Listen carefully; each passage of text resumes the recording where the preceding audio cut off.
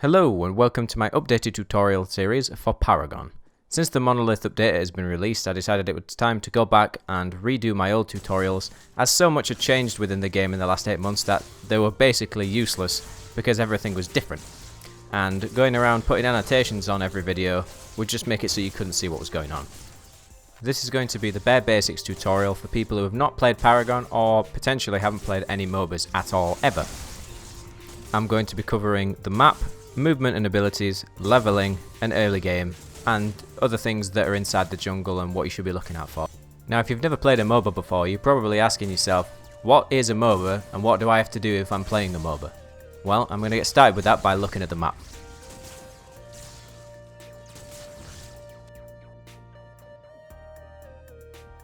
This is the new map for Paragon called Monolith. As you can see, there are two sides, a blue side and an orange side, and the two halves are split with a river going in between them. This kind of map's become commonplace in the MOBA universe, and if you're wondering what MOBA actually stands for, it stands for Multiplayer Online Battle Arena, which makes them sound quite dumbed down when actually there's a bit of strategy involved while you're playing them. Now let's say you're on the orange side attacking the blue side. Going from left to right, there is the left lane, the mid lane, and the right lane. These are all towers, which need to be destroyed by your team in order to advance further into the game. These are inhibitors. These are what are stopping you from spawning super minions from going down whichever lane you've destroyed the inhibitor of. And super minions are essentially a really strong version of the already existing weaker minions that go down the lane every so often. Also be very careful when an enemy is approaching your inhibitor because they do not respawn, making the game much harder if you lose one. And finally, this is the core. This and your enemy's core is what wins the game. If yours blows up, you lose. If you blow theirs up, you win. Pretty simple. The messy network in between all the lanes is called the jungle, although we'll come back to this later as it's a bit more advanced, and if you are new to the game, you should probably stick to laning for now. Now I'm going to quickly take you through selection in the lobby, movement, abilities, leveling up, and also the penalties for movement. I'm going to take you through what happens when you start a game and you get into a lobby. You're going to pick a hero such as Murdoch. Everyone else then will go and pick whatever they want to play, and you can then say which position you want, whether you want left, mid, right or jungle, or whether you want to fill. You can also ask people, for example, hey, do you want to run a team comp? What kind of team comp are you wanting to go? Are you wanting a support or you just wanting to go tanks? And you can type that in at the bottom there. Can even give them a little bit of an XD. And then once that's happened, you'll go into the loading screen, which Epic have nicely put a little tutorial in itself there. And if you're pretty new, I would greatly recommend that you go ahead and read that because there are some good tips in there. They've also kind of enforced a meta, which is good because before people weren't quite sure if they were new to the game, and that is that the right lane usually has 2 people in it, mid lane usually has 1 person in it, and left lane usually has 1 person in it as well. The left lane is probably the hardest because obviously if they go right with 2 people, you're going to be left by yourself, meaning you have to really know what you're doing and really make sure that you don't get caught out. Again, if you're new, I would greatly recommend in your deck having a health pot, a mana pot and a ward. This way you make sure you stay alive and you can see what's going on. These are 2 jump pads as well. If your tier 2 towers get destroyed, these will deactivate. Same happens for the enemy. So feel free to get rid of those, it will disable them from getting across the map quickly. WASD allows you to move around, W being forward, S being backwards, A being left, and D being right. And as usual, the mouse controls where you're looking and where you're shooting. And hold left control, upgrade any ability you want, usually it will be between Q and E. And then you press Q and left click and that activates that ability. Same for everything, unless it's a quick cast ability, in which case it probably will tell you. One final thing to be aware of, when using any ability or you're using any attack or walking backwards, you will be slower than standard. Meaning if an enemy is chasing you or if you're shooting someone but you're not hitting them, you're just gaining more distance between the 2 of you, or he's gaining distance on you, so just be careful. Now come to 1 minute in the game, what you're going to see is I've come to lane with my partner, even though it's not really a support, it still kind of works. And the minions are going to meet in the middle like that. And the one thing you don't want to do, is the reason why I'm using this, is your support should never be pushing like this, ever.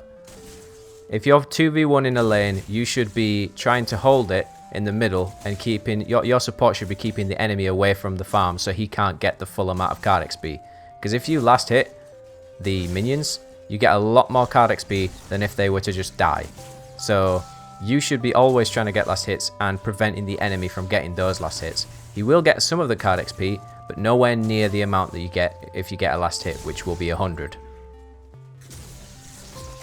However, I will be going into much more depth in card XP in another tutorial later on. And you'll notice I'm trying to cover myself there by putting down a ward, and instantly, oh bing, look, there's a guy coming in, so I instantly back off, make sure that I'm out of the way so he can come into lane. He can do whatever he wants, but he's not going to get the drop on me because I knew he was coming. And really the MOBA term for what we were trying to do there is punishing someone. You're trying to punish someone for coming for the farm when they're putting themselves in a position where really you can just hit them with ease.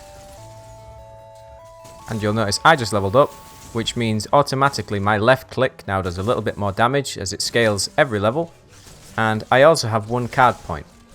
At the moment that isn't enough to buy another card, which is Paragon's version of items, which allow you to deal more damage, have more health and other various attributes.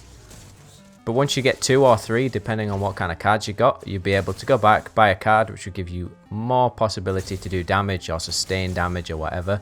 And you can also buy card upgrades for those cards. Usually they'll have 3 slots, and once you fill them you get a bonus as well, which is on top of the bonuses that you've already put into them with the upgrades. However, for new MOBA players, you do have to back to be able to buy the cards, which means you have to press B, which is in the top right, just to give you a notification. You have to press B, it'll take a couple of seconds, you'll go back to your base, which is where you first spawned. You press G, and then it'll bring up the card buy option. Buy whichever card you can afford within the deck, and then that'll automatically put those attributes onto your hero. And off you go, back to killing. Now, at some point, you're probably going to be wondering, other than my lane, what else can I do? Well, after you've gained a couple of levels and maybe pushed your wave under the enemy tower, you might want to roam, which is a MOBA version of saying, I'm going to leave my lane and go help the other lanes, or I'm going to farm the jungle. I'm going to leave ganking for another video, which is the act of going to assist another lane, and I'm going to show you all the additional things that are in the jungle. Most of the camps are white camps, which are just normal minions that you can kill for XP, which is 100 each. However, there are a few special things that have been put into Monolith that you haven't seen before.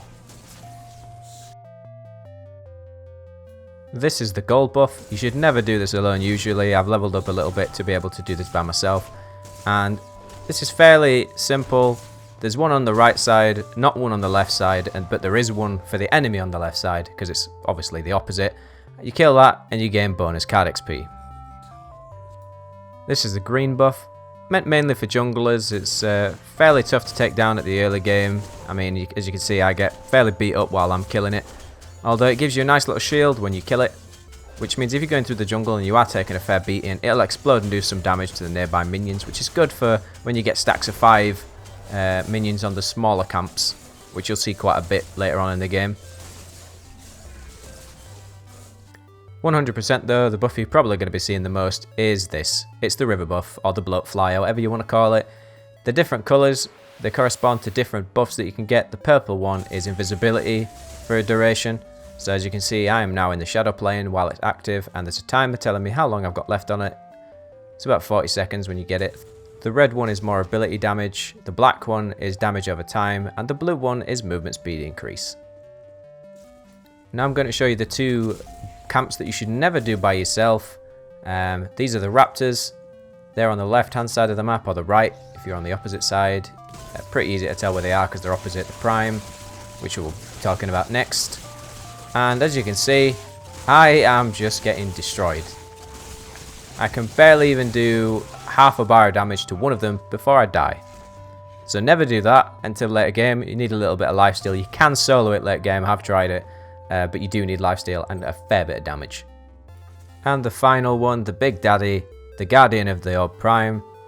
As you can see, he's now got a texture model, which is great, although he now does a lot of damage with his laser eye. His Kanye West envisionment. As you can see, almost no damage, never do it yourself. Did 887 damage in 9 hits. So yeah, you're going to need a fair few people to go and do that with you. You're going to want to make sure there's no wards, because otherwise someone's going to steal it from you as well. And the Orb Prime is special in that regard, because once activated, it will activate the Prime card in your deck, which you will either have chosen, or in the starter decks it will be pre-selected for you. And it's basically a massive buff to the entire team, whichever team gets the last hit on the Orb Prime. And that's basically it for the first tutorial. I'm going to leave this clip on for a good indication of why you should always pay attention. Because I just pretty much walked up to him, he didn't even notice. Gonna steal the gold buff. And granted, yes, I do mess up a few times, but he does die. So to leave that with you, if you like this video, give it a like. If you disliked it, give it a dislike. And if you really like me, you can always give me a subscribe. And I hope to have you here next time for the next tutorial in the series.